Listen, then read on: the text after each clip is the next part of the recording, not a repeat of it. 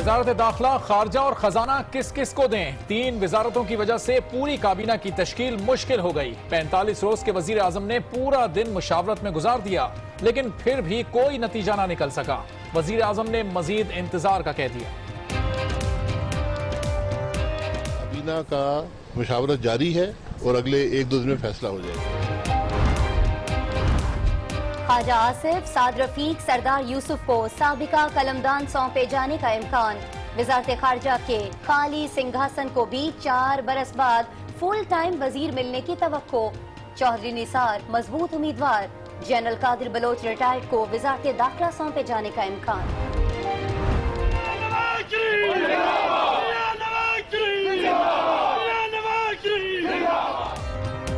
ऐवान के बाद आवाम की सियासत। साबिक वजीर आजम का इख्तिदार की राहदारियों के बाद चौराहों और गलियों में जाने का फैसला। बरास्ता GT रोड लाहौर जाएंगे। रवात, गोजर खान, सोहाबा, जहलम और गुजरात में इस्तकबाल किया जाएगा। अरकान असेंबली को तैयार रहने की हिदायत। मरी से रवानगी के वक्त मतवालों की जबरदस्त नारेबाजी।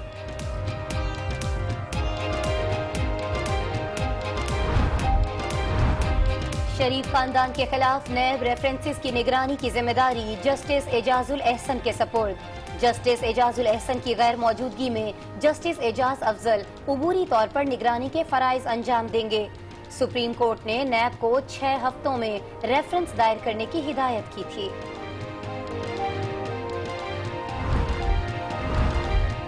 अदालत की निगरानी दूसरी अदालत कानूनन आईनी तौर पे कर ही नहीं सकती।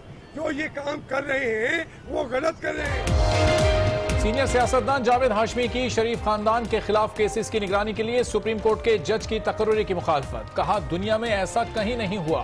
अगर यही करना है तो बाकी इदारों को ताले लगा दें।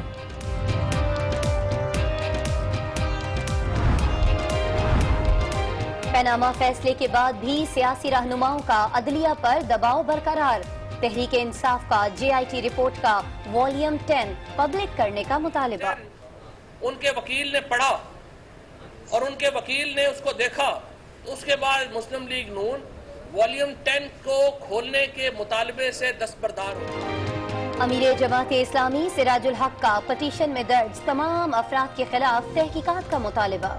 हम अदालतों में भी इंशाअल्लाह ताला दोबारा जा रहे हैं ताकि पूरे जोश और जज्बे के साथ अपनी इस डिमांड को नतीजा खेज बना सके।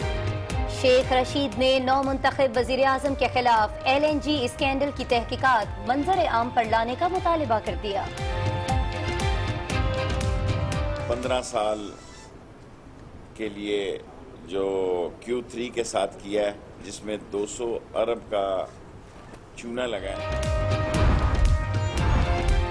क़यादत पर इल्जाम लगाया, शोहरत को नुकसान पहुंचाया। PTI ने मुनहरिफ रुकन आयशा गुलालाई को 3 करोड़ रुपए हर्जाने का नोटिस भिजवा दिया। फवाद चौधरी का खातून MNA से मुस्ताफी होने का मुतालबा, साथ ही पैसे लेकर इल्जामात लगाने का दावा भी कर दिया। 5 लोग हैं बेसिकली इसको जो सारा ड्रामा मैनेज कर रहे हैं और बोरियों के मुंह खुले।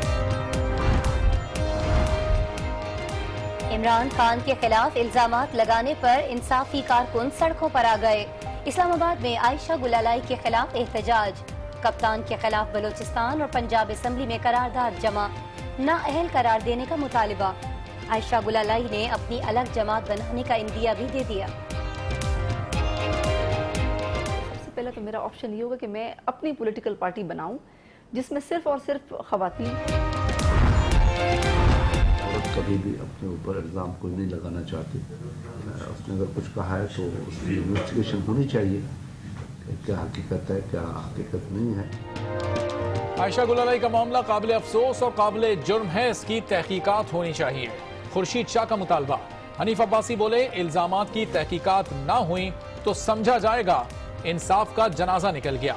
PTI रहनुमा नईमुल हक ने इल्जामात को आयशा गुलालाई के वालिद और लीगी रहनुमाओं का गठजोड़ करार दे दिया।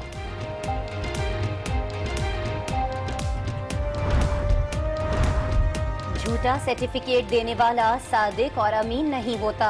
क्या काबिल वसूल तनख्वाह की तरह न्याजी सर्विसेज भी असासा नहीं बनती?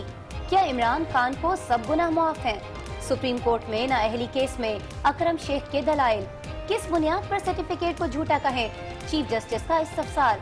कहा कि तमाम मामलात जानते हैं, बार बार न बताया जाए कि क्या करना है।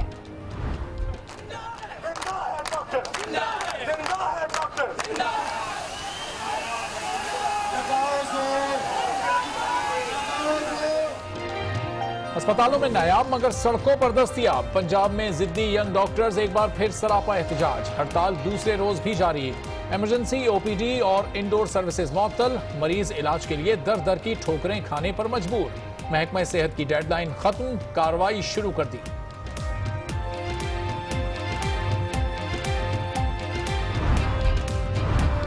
पेशावर में यंग डॉक्टर्स ने 70 रोज से जारी एहतजाजी कैंप खत्म करने, सड़कों पर आने और इज्तिमाई इस्तीफे देने का इंदिया दे दिया। पीपल्स पार्टी का भी एहतजाज में हिस्सा लेने का फैसला।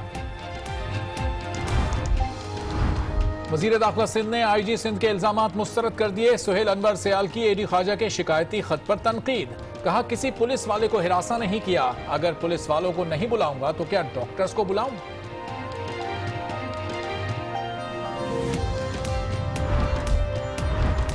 पाक फौज सरहदों के दिफा के लिए हर वक्त तैयार है। दहशतगर्दी के खिलाफ जंग जारी रखेंगे। आर्मी चीफ का बलोच रेजिमेंट कॉन्फ्रेंस से खिताब। अफगान सफीर से मुलाकात में अफगानिस्तान में हालिया दहशतगर्द हमलों में इंसानी जानों के ज़या पर इजहार अफसोस। मकबूजा कश्मीर में भारतीय मजालिम आज भी जारी। तर्जुमान दफ्तर खारजा के मुताबिक पुलवामा में भारतीय फौज की फायरिंग। एक और कश्मीरी शहीद, 17 साला उमर फैयाज बैलेट गन का शिकार। आंखों से महरूम होने वाला 71वां कश्मीरी बन गया।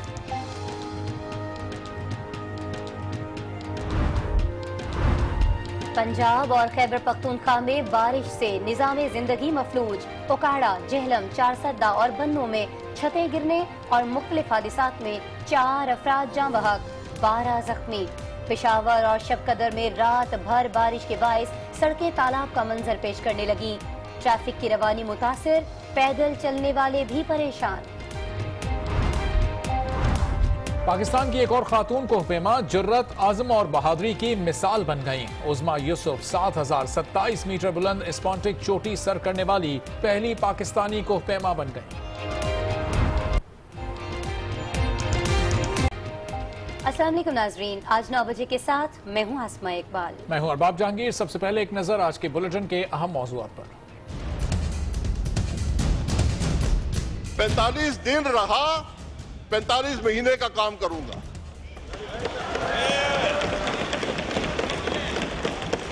काबीना का मुशावरत जारी है और अगले 1-2 दिन में फैसला हो जाएगा।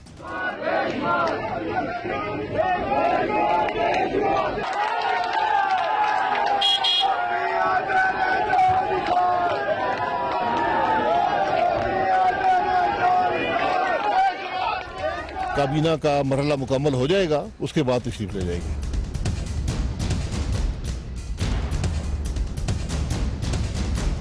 मुस्लिम लीग नून ने उनके वालिद से रब्ता करके जो कल उनको शह दे रहे थे प्रेस कॉन्फ्रेंस में, उनके वालिद का इसमें बहुत बड़ा रोल है। अब उन इल्जामात की तहकीकात होनी चाहिए, सुओ मोटो होना चाहिए, ताकि दूध का दूध और पानी का पानी सामने आ जाए। उसने अगर कुछ कहा है तो उसकी इन्वेस्टिगेशन होनी चाहिए, क्या हकीकत है क्या हकीकत नहीं है। माहू से पूछा तो ममता बोले।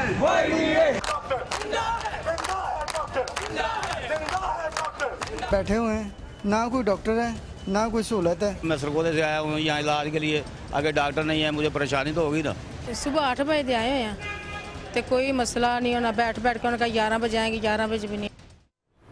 इसके अलावा पीटीआई फंडिंग केस क्या रुख इख्तियार कर रहा है, सिंध के वजीर दाखिला और आईजी के दरमियान कल क्या चल रहा है, बारिशें कहाँ रहमत और कहाँ जहमत बन चुकी हैं, इन सब खबरों पर तफसीली नजर डालेंगे। लेकिन सबसे पहले हमारी आज की टॉप स्टोरी। और आज की टॉप स्टोरी है मुल्क के नौमुंतखब वजीर आजम शाहिद खाकान अब्बासी से मुतालिक, जिन्होंने अपने इख्तिदार का पहला रोज मरी के ठंडे ठार मौसम में मुशावरत करते हुए गुजार दिया। 45 दिन में 45 साल काम का दावा करने वाले वजीर आजम आज कोई काम नहीं कर सके और काबीना की तश्कील जैसा अहम मामला अगले 2 से 3 रोज तक टल चुका है।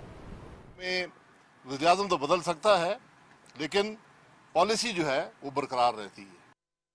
कहने को तो नौ मुंतखब वजीर आजम शाहिद खाकान अब्बासी अपने कायद नवाज शरीफ की पॉलिसी आगे बढ़ाने के लिए पुरज़म है, लेकिन इनकी बनाई हुई काबीना इन्हें जूं की तूं कबूल भी नहीं।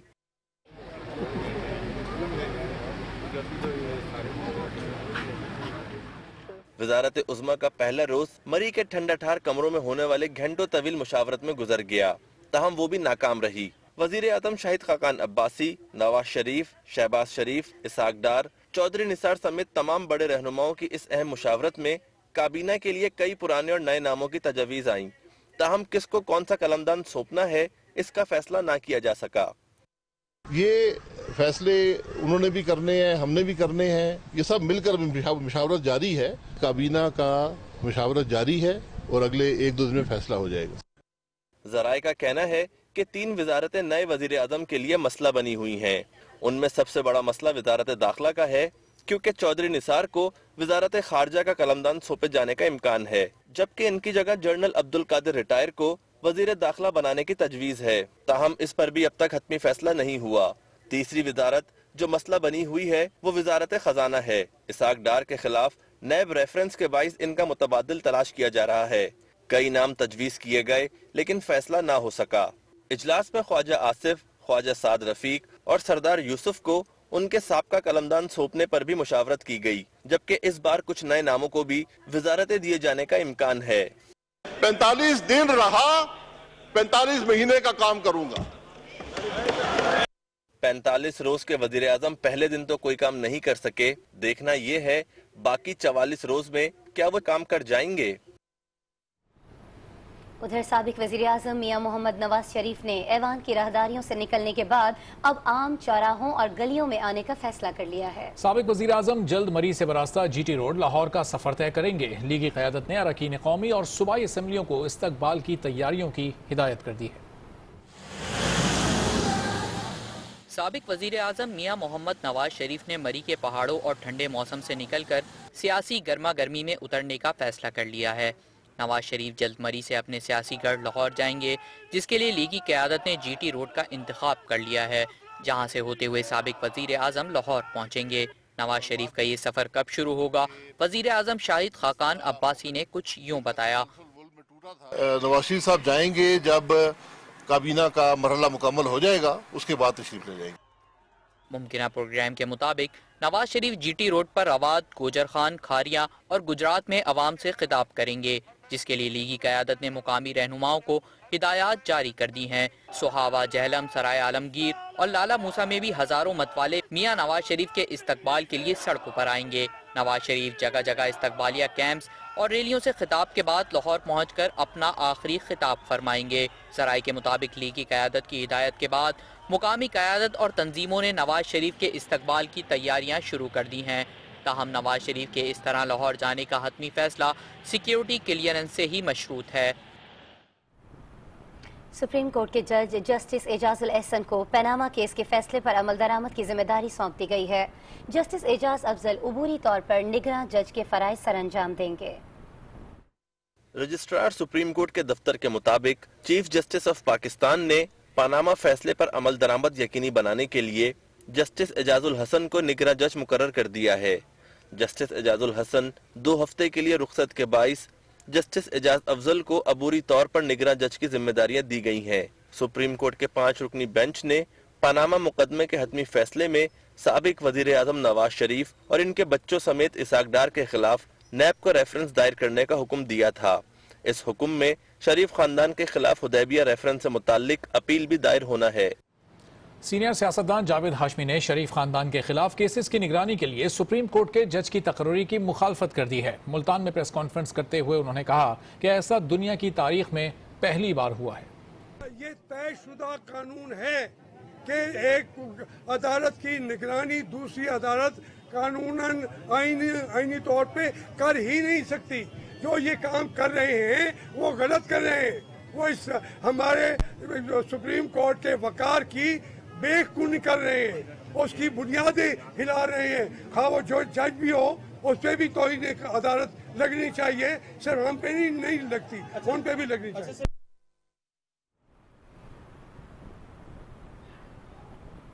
और पनामा पेपर्स केस में सुप्रीम कोर्ट का फैसला आने के बावजूद सियासी जमातों का अदलिया पर दबाव बरकरार है। मुख्तलिफ रहनुमाओं ने कई केसेस खोलने और कुछ पुराने निपटाने के मुतालिबात किए हैं। पनामा पेपर्स केस में नवाज शरीफ को हटाने के बाद अवामी मुस्लिम लीग के शेख रशीद अहमद अब अगले वजीर आजम को निशाने पर लिए हुए हैं। उन्हें याद दिलाया कि हुदैबिया पेपर मिल्स केस खोलने की बताई गई मुद्दत खत्म हो गई है। अभी तक नैब ने हुदैबिया का रेफरेंस नहीं दाखिल किया। हुदैबिया के रेफरेंस के बारे में ताजवारी साहब ने सुप्रीम कोर्ट में बयान दिया कि 7 दिन के अंदर अंदर कर दिया जाएगा और 7 दिन आज पूरे हो गए। पनामा पेपर्स केस की एक और पिटीशन का हिस्सा फवाद चौधरी ने भी कई केसेस खोलने का मुतालबा किया। लाहौर इस्लामाबाद मोटरवे है, 8 अरब रुपया जो शरीफ फैमिली है उसने इसमें जो है वो गबन किया और ये केस खुलना जरूरी है। शहबाज शरीफ जो वज़ीर आला है पंजाब के, उनको इसमें अपनी जमानत करानी पड़ेगी अगर वो गिरफ्तारी से महफूज रहना चाहते हैं। सुप्रीम कोर्ट में पहली पिटीशन दायर करने का दावा करने वाले सिराजुल हक ने अपनी पिटीशन में शामिल मजीद अफराद के एहतसाब के लिए दोबारा अदालत जाने का ऐलान किया है। करप्शन के खिलाफ हमारी ये मुहिम चौक और चौराहों में भी जारी रहेगी, ईवानों में भी जारी रहेगी और हम अदालतों में भी इंशाअल्लाह ताला दोबारा जा रहे हैं ताकि पूरे जोश और जज्बे के साथ अपनी इस डिमांड को नतीजा खेज बना सके। अदालत से एक जंग जीतने के बाद तवक्को की जा रही है कि सियासी हरीफ मजीद कई मामलात में भी अदालत जाएंगे। मजीद अहम खबरें शामिल करेंगे एक ब्रेक के बाद। अब आज के साथ रहिएगा।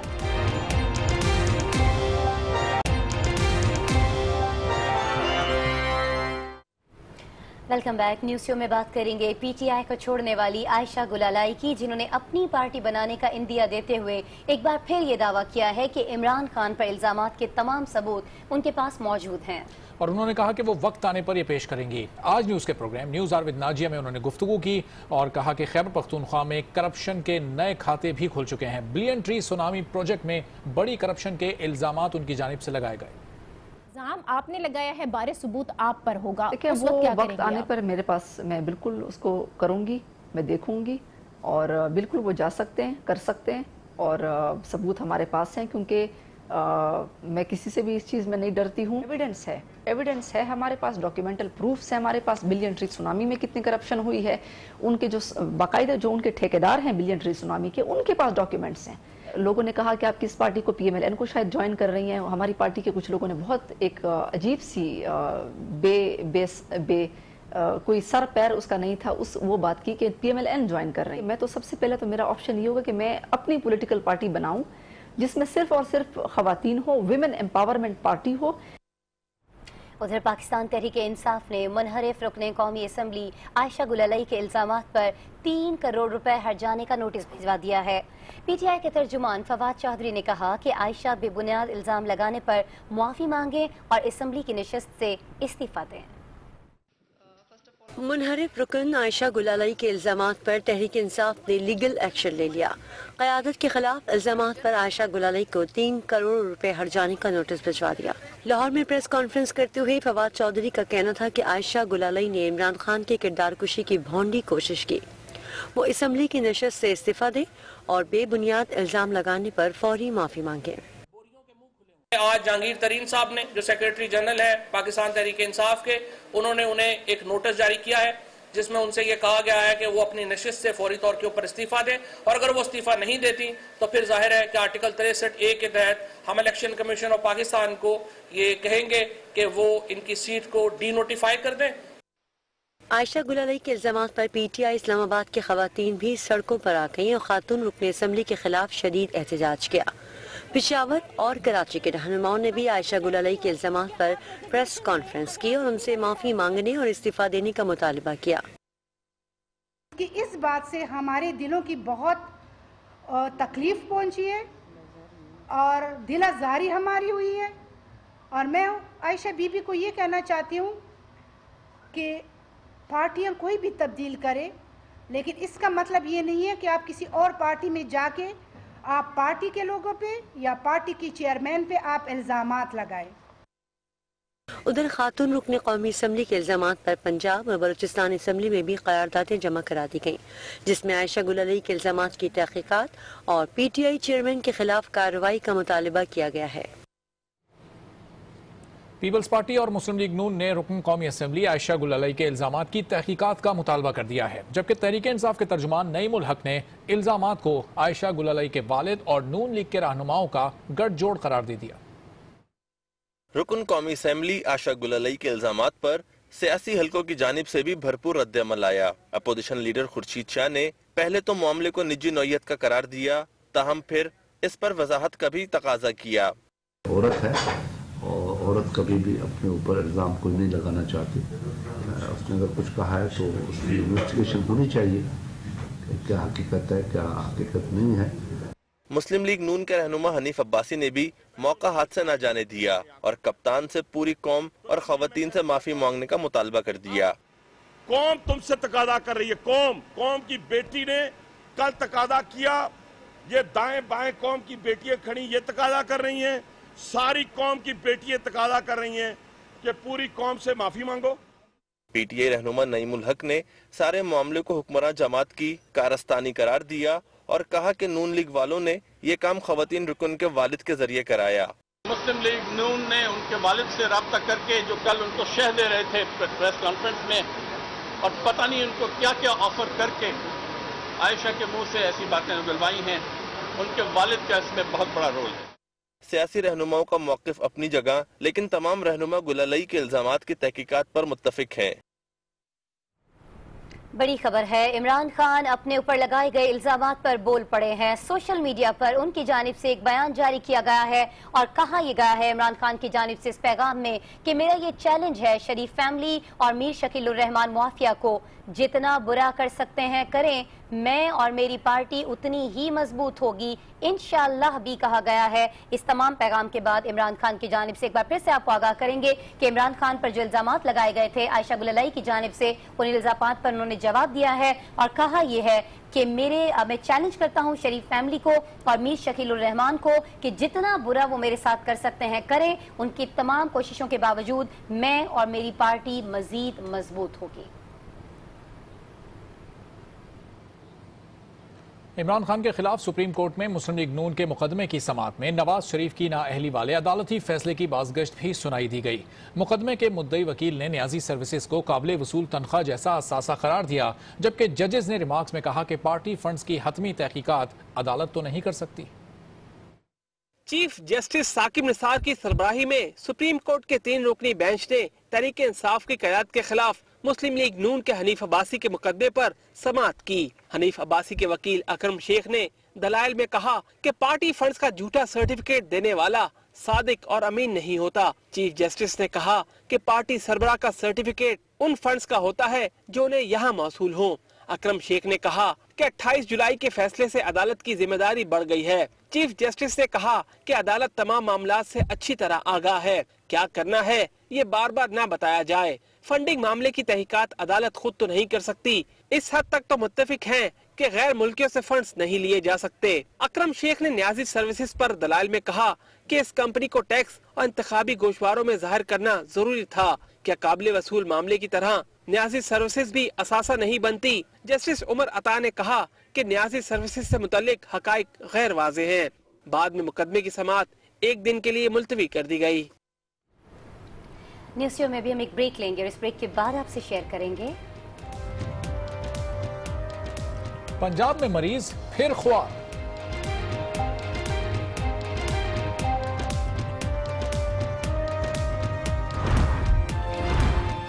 और कहां जराइम बढ़ने लगे।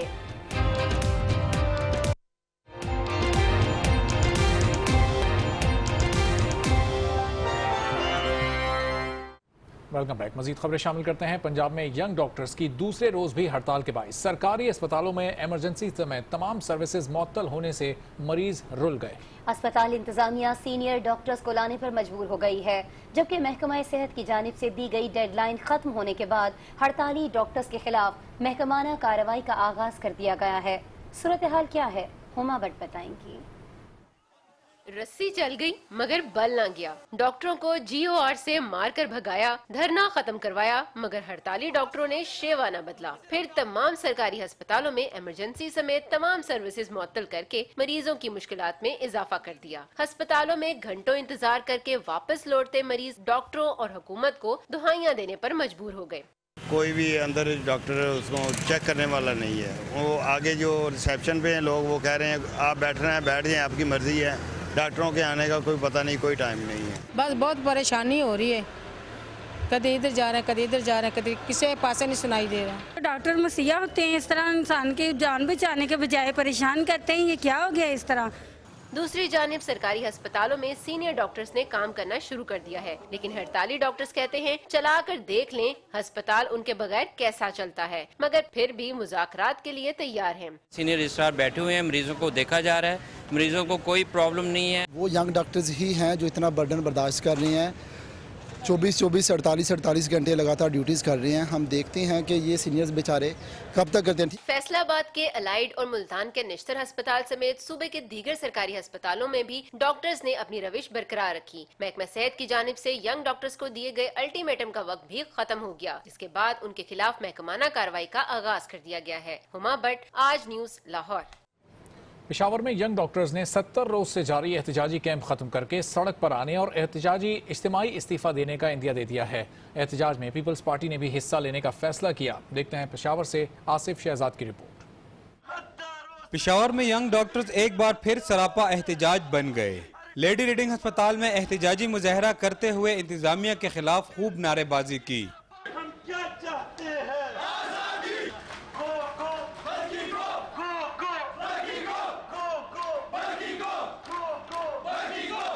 यंग डॉक्टर्स ने 70 रोज से जारी भूख हड़ताली कैंप खत्म करके इज्तिमाई इस्तीफे देने और रोडों पर निकलने का फैसला कर लिया। पीसफुल प्रोटेस्ट जो था वो हम ख़त्म कर रहे हैं और हम मास रेजिग्नेशन और साथ ही साथ अब रोडों पे या दूसरी तरह का प्रोटेस्ट करने पे मजबूर हो गए हैं, क्योंकि हमने हर दरवाज़ा खटखटाया है। हमें हुकूमत की तरफ से हर लेवल पे झूठ बोला गया है, धोखा दिया गया है। यंग डॉक्टर्स के एहतजाज में पाकिस्तान पीपल्स पार्टी ने भी भरपूर हिस्सा लेने का फैसला कर लिया। पाकिस्तान पीपल्स पार्टी तो सबको पता है कि ये गरीब लोगों की पार्टी है।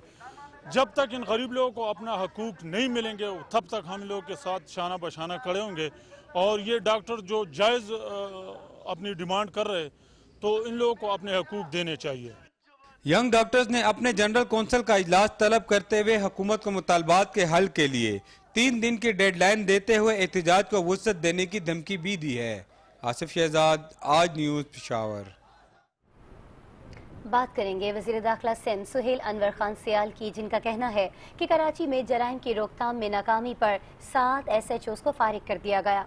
उनके दौरे वजारत में थाने बिकने का कोई भी वाकया नहीं हुआ और अगर ऐसा कुछ हुआ तो वो सियासत छोड़ देंगे। उन्होंने मजीद क्या कहा है, सऊद बिन मुर्तज़ा बताएंगे। ड्राइविंग लाइसेंस ब्रांच क्लिफ्टन में एडिशनल IG कराची और एडिशनल IG CTD समेत दीगर अफसरान के हमरा मीडिया कॉन्फ्रेंस में वजीर दाखिला सिंध ने एतराफ़ किया कि शहर में स्ट्रीट क्राइम कम नहीं हुए।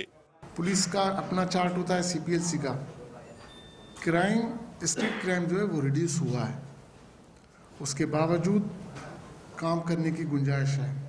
इसलिए आज मैंने SHOs की लेवल तक हमने आज एक मीटिंग की। आज तकरीबन 7 SHOs क्राइम के हवाले से जो जिनके एरिया में क्राइम बढ़ा हुआ था वो हमने 7 SHOs जो हैं सस्पेंड किए। वजीर दाखिला सिंध ने अपने अदवार में थाने बिकने की तरदीद की और एक चैलेंज भी दे दिया, साथ ही जराइम पर काबू न पाने पर अपने एक्शन भी बता दिए। थाने बिकते हैं, मैं दावा से कहता हूँ कि मेरे उस टेन्योर में और इस टेन्योर में कोई भी ऐसी चीज़ साबित हो जाए कि मेरा कोई बंदा लगा हो या मेरी ऐसी चीज़ है तो मैं सियासत छोड़ने के लिए तैयार हूँ। ऐसी कोई चीज़ नहीं है, मेरे इस चीज़ में बड़े मामले साफ हैं। IG सिंध की जानिब से वजीर आला को लिखे गए शिकायती खत पर सुहेल अनवर सियाल का कहना था कि एडिशनल IGs के तबादले वजीर आला सिंध करते हैं, जबकि SSP शिराज नजीर को PSO उनसे पूछकर लगाया गया। ये बात गलत है कि किसी अफसर को धमकाया गया। जनूबी एशिया का सबसे बड़ा कौमी परचम बनाने वाले शेख निसार का कहना है कि मैं 1 किलोमीटर तवील कौमी परचम बनाकर अपने मुल्क का नाम रोशन करना चाहता हूं। वो कहते हैं कि पैसों की नहीं, परचम बनाने के लिए जगह की जरूरत है। वसीम हैदर की रिपोर्ट देखिए।